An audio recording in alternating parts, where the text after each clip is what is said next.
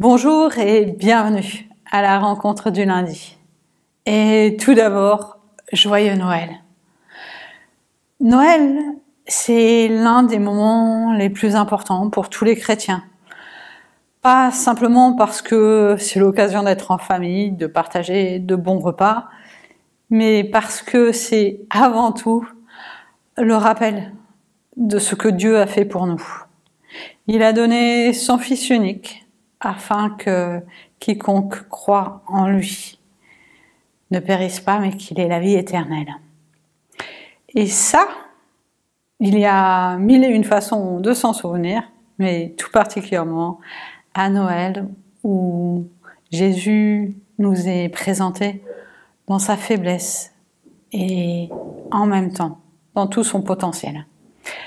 Pour aujourd'hui, je voulais terminer cette partie, ce chapitre avec vous, celui d'un Dieu qui agit dans nos vies et qui les bouleverse.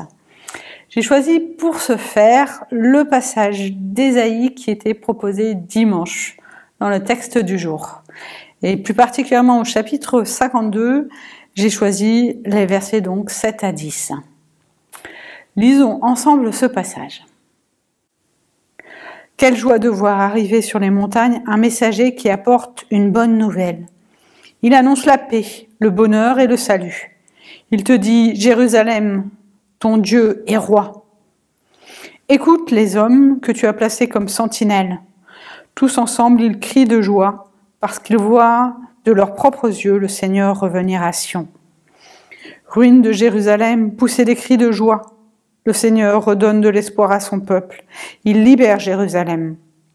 Devant tous les peuples, il montre sa puissance sainte. Et jusqu'au bout du monde, on verra comment notre Dieu nous sauve. Jusqu'au bout du monde, on verra comment notre Dieu nous sauve. Et nous le savons bien, nous chrétiens, que c'est en la personne de Jésus que Dieu s'est accompli en se mettant à notre portée et en nous rachetant. Libérés, nous le sommes, et c'est bien dans la joie que nous sommes aussi appelés à vivre. Alors, je vous le redis, joyeux Noël, car c'est une bien bonne nouvelle qui nous est faite que la naissance de notre Sauveur. Prions ensemble. Seigneur, je veux te remettre cette semaine qui s'ouvre, ce temps qui s'ouvre, celui qui se clôt aussi. Veille sur chacun d'entre nous et remets au cœur de nos vies ta présence.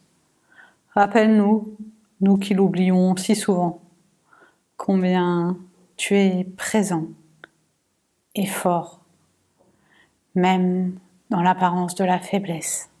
Avec les mots que précisément Jésus nous a enseignés, je veux te redire, notre Père qui es aux cieux, que ton nom soit sanctifié, que ton règne vienne, que ta volonté soit faite, sur la terre comme au ciel. Donne-nous aujourd'hui notre pain de ce jour, pardonne-nous nos offenses, comme nous les pardonnons aussi à ceux qui nous ont offensés. Et ne nous laisse pas entrer en tentation, mais délivre-nous du mal, car c'est à toi qu'appartiennent le règne, la puissance et la gloire, pour les siècles des siècles. Amen. Quelle joie de voir arriver sur les montagnes un messager qui apporte une bonne nouvelle. Il annonce la paix, le bonheur et le salut. Il te dit, ton Dieu est roi.